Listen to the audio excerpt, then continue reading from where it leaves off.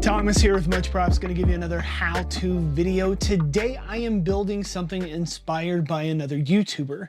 Now, my premise for this video is who's watching?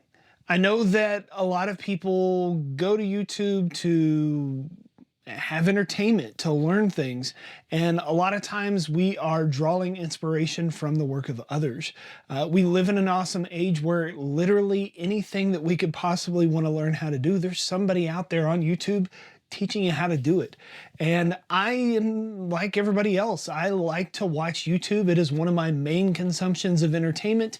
And a lot of the things that I watch are making videos, whether it is painting or cabinetry or wood turning or house making, like a number of different avenues to go into. And one of the people that I continue to come back to week after week is 1000. He's an awesome YouTuber and has this just amazing style that he shares with the world.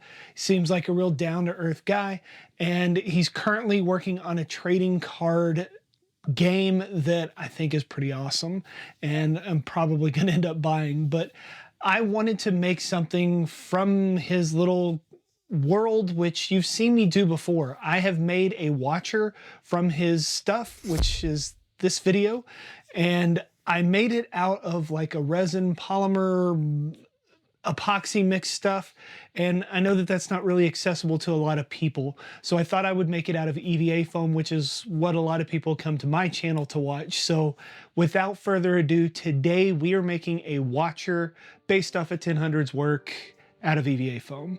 Let's get to building.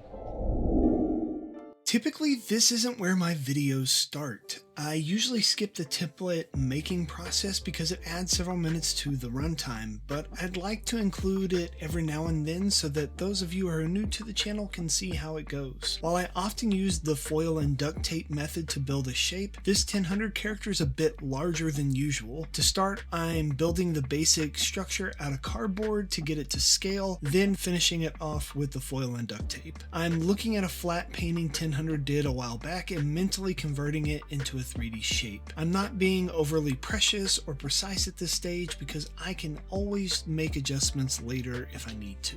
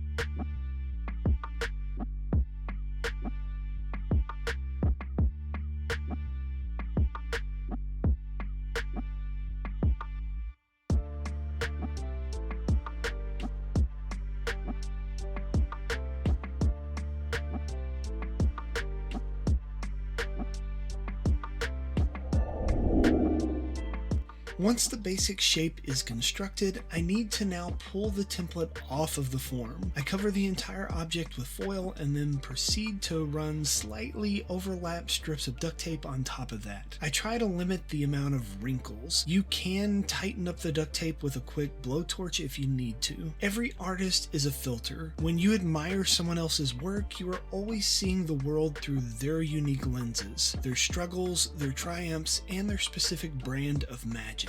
By letting their work inspire you, you are essentially borrowing their eyes for a moment to expand your own vision. To be inspired by others is to recognize that the light you see in their work is the same light you carry in your own hands. You aren't taking from them, you are fueling your own fire with their warmth. So thanks 1000 for the fuel.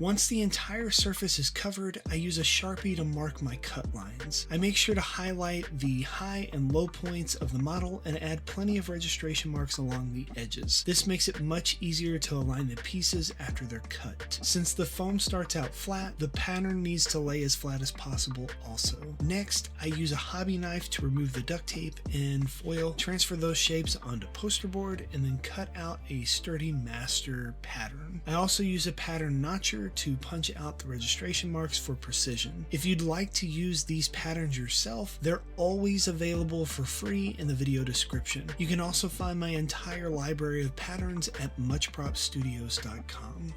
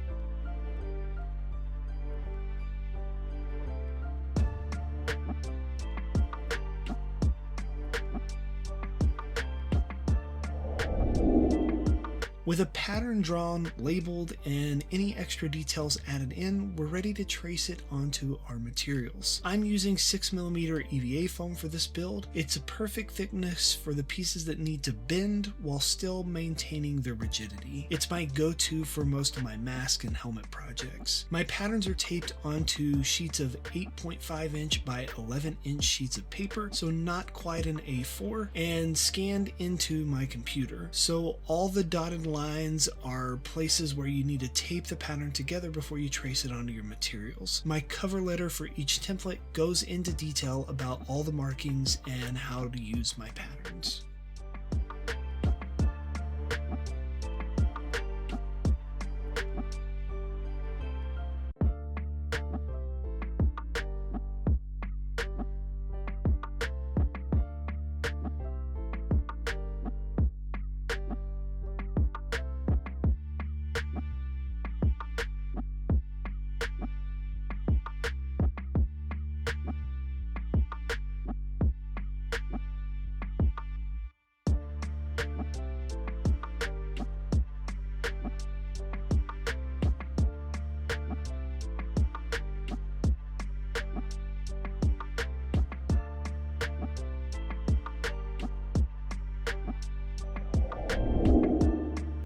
You'll notice a blue line edge on my patterns. This indicates where you need to put a 45-degree inward bevel cut with your hobby knife. This angle allows the joining edges to meet perfectly, creating the thick upside down ice cream cone shape of this character. When cutting, try to make your pull as smooth as possible, but don't worry, any jagged edges you can clean up with a rotary tool after. I like to use machinist 1, 2, 3 blocks to help me weigh down my patterns as I trace. It's tough work keeping my huge head out of the way of the camera to get clean shots for the video, so I need all the help that I can get holding down the pattern without marring the surface with like push pins or something.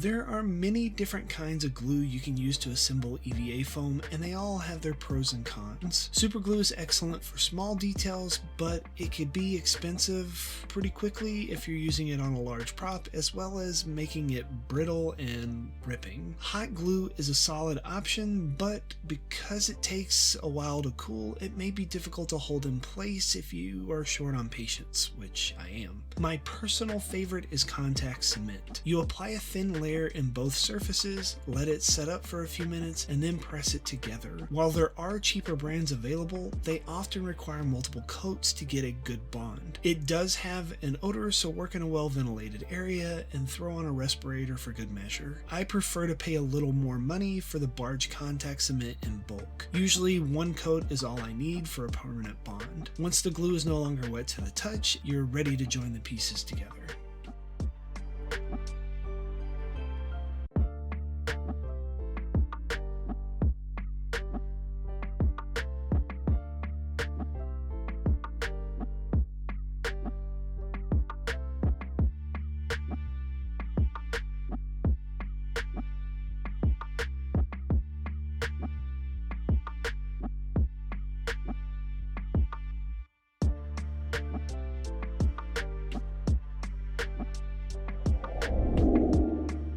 With the glue no longer wet to the touch, I'm ready to close up my 1000 watcher. I do my best to keep my exterior seams flush as I go, but I'm not sweating it too much since I can always clean it up with the rotary tool later. The order in which you assemble these three parts doesn't strictly matter, but I decided to work from the bottom up. Trust the registration marks and apply firm pressure as you align the edges. The great thing about EVA foam is it's flexible. You can easily bend or stretch it if you need to help line up parts perfectly.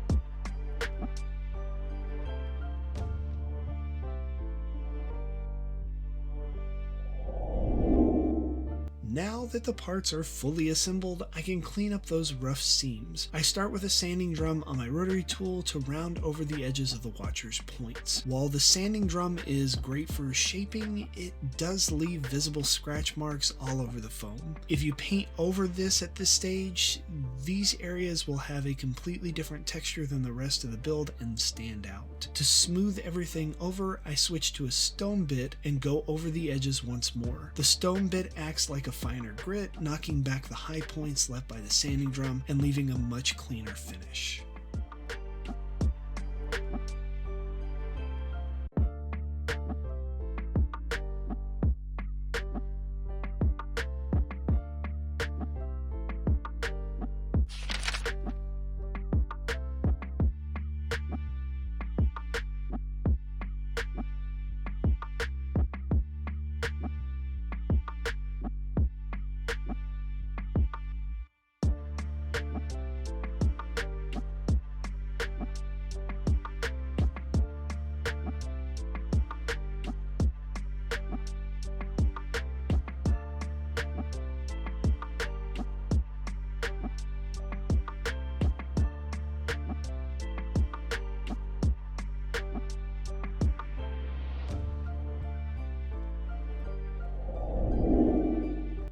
With the base shape right where I want it, I can start adding embellishments and cutting away the sections I don't need. I'm starting with the mouth. Following my pattern, I trace the bottom pieces onto the base in my desired position and secure it with contact cement. From there, I cut out the rest of the smooth openings and smooth the edges with my rotary tool. A quick safety note, always wear a respirator and work in a well ventilated area while sanding EVA foam. You definitely don't want to breathe in those tiny particles. Trust me, you will be coughing up dust for days and feel like you have a bad sinus infection. And who's to say you can sneeze it all out?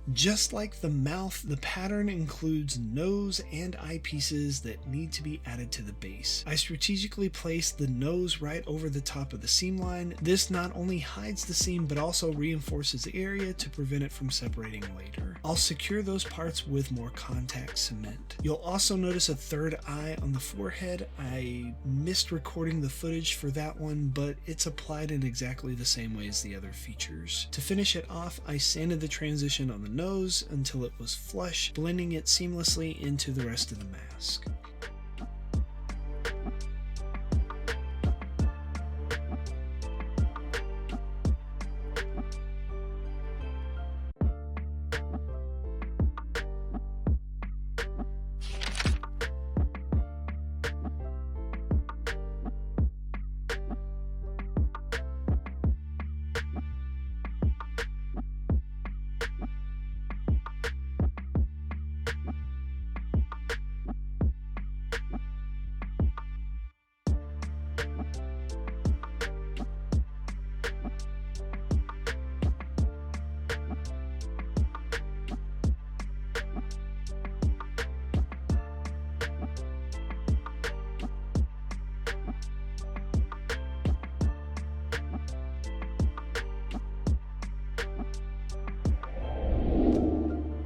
The top and bottom edges of the mask need to be raised slightly to create a sense of dimension between the character's skin and the fabric of the mask. To achieve that layered look, I'm cutting a thin strip of 6mm foam at an angle and gluing it around the watcher. I'm demonstrating the concept here on a small scrap, but like any good cooking show, I prepped the actual strips ahead of time. I've always interpreted 1000's watcher character as wearing a luchador mask, or at least that's the vibe I get from the design.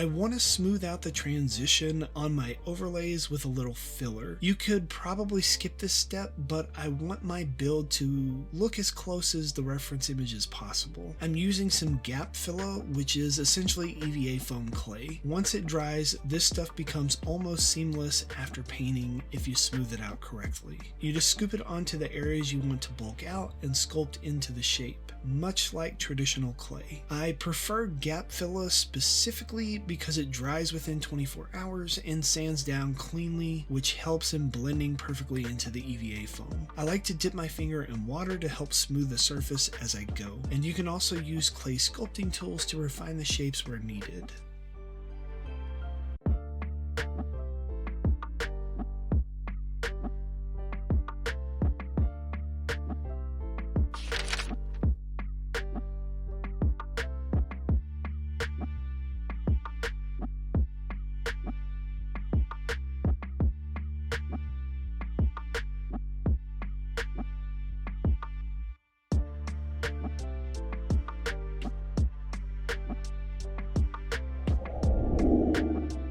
Now it's time to give this toothless little guy some chompers. In 1000's original design, the character typically only has 3 teeth on the top. There are plenty of new variations now that this trading card game is in the works, but I'm going to stick to the OG look for this build. I'm definitely planning to tackle some of those other versions from the game later. I might even put my own spin on one just for fun. Since these teeth are small, I'm using super glue to secure them to the inside of the upper lip. I also added a tongue in the same way on the bottom of his mouth.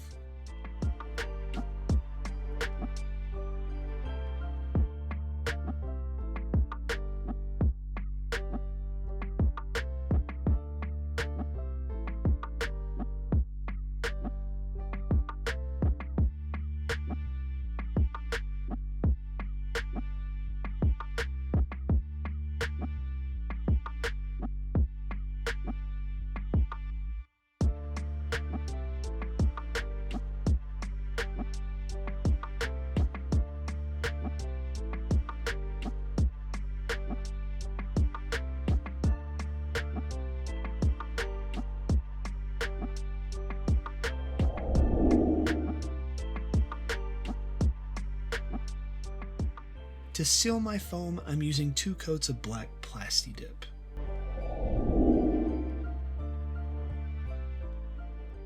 Then it's a quick spray paint of light blue to color the large surface area.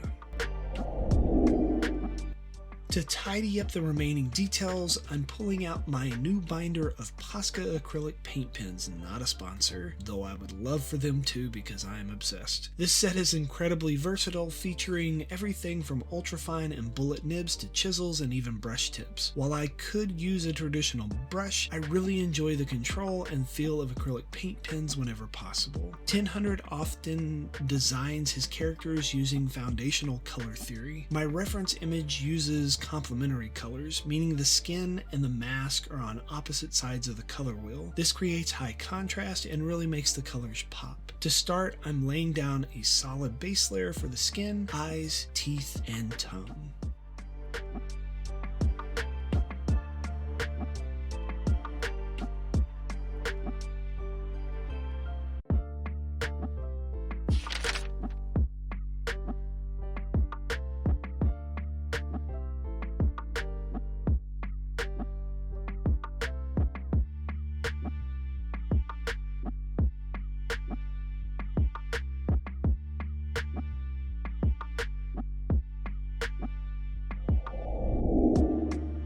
To torture myself just a little bit, I decided to add custom patterns to the skin. I thought some lighter toned orangish yellow details would make the piece a bit more interesting. This isn't in the original reference image, but part of the fun of creating something is putting your own flair on it. Beyond the aesthetic, adding details like this can help hide any minor imperfections in the sculpting or the sanding. Because this is such a light color going over a darker base, I did have to do 2 passes with the marker to get it a solid looking color.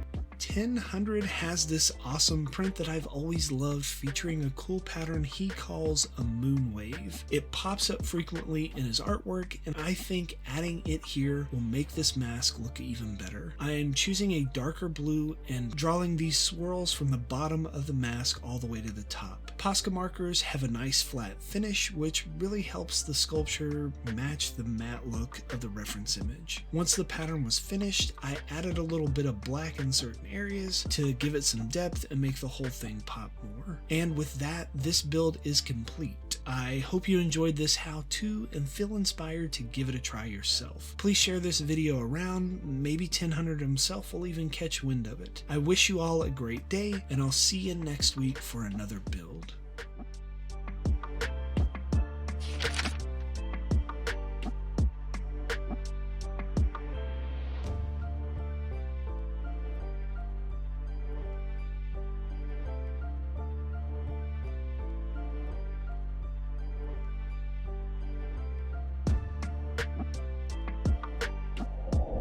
And we are finished. Here is the end result. Overall, I think it turned out pretty cool. I definitely love the addition of the patterns. It just draws your eye in even further, and those complementary colors really work for that color theory to kind of make the parts stand off from each other.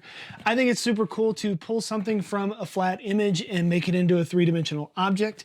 A lot of time you're playing guesswork with parts that you don't see from the artist, and so it's kind of, you just make it up as you would see fit, which I think is pretty cool. It's like a collab.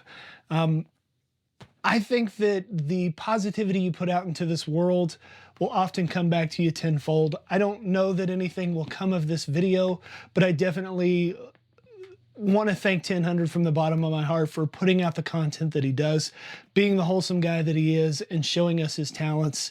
It is truly inspiring and makes me come back every week waiting for the next video.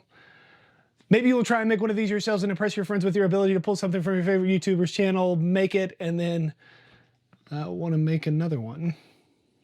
Like I've already built a couple that I'm probably going to make another video of modifying some more from his trading card game. Maybe you'll get some, and inevitably they're going to ask you, how'd you make that? If you give them one of these, tell them much props. Guess it's time to make some more of these boys. Give me some ideas in the comments. Peace out.